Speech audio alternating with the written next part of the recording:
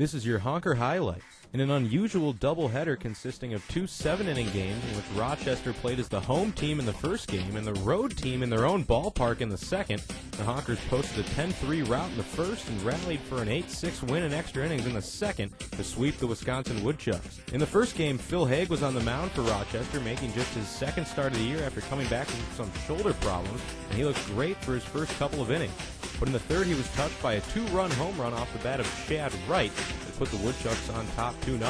But the Honkers rallied in the fifth behind Corey Jones, who hit the first of 2 homers he would hit in the game, a 3-run bomb that put Rochester ahead 3-2 and gave them a lead they would never surrender.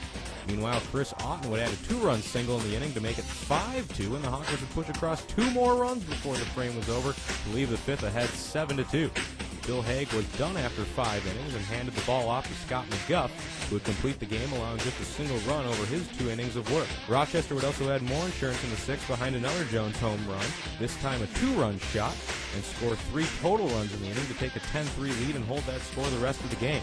The 2 homers gave Jones 5 on the year, which moved him into first place in the Northwoods League in that category. Following a 30-minute break, the teams returned to the field for the second game of the doubleheader, this time Rochester playing as the road team. The Woodchucks didn't waste any time jumping out in front, shutting down the Honkers in the top of the first and then scoring 2 runs of their own in the bottom half of the inning on a walk and 3 singles against Honker starter Zach Robertson. Rochester would rally, though, to tie it with a pair of runs in the top of the third, but Robertson gave the lead right back in the bottom half of the frame when 6 straight Woodchuck batters reached to start the inning and 4 came around to score, making it a 6-2 game with Wisconsin on top. Rochester got back 1 run in the 4th, though, and the score would stay at 6-3 until the 7th in what would be final inning in the 7-inning doubleheader game. Wisconsin got the first 2 outs quickly before Corey Jones was hit by a pitch to reach first. Grant's Roundy followed with a double off the wall and left to put 2 runners in scoring position in front of P.J. Sequeira. Delivers, swung on, driving to left field. This one is going, and it is out of here! P.J. Sequeira delivers a 3-run shot here in the top of the 7th, and the Honkers have come back to tie it up.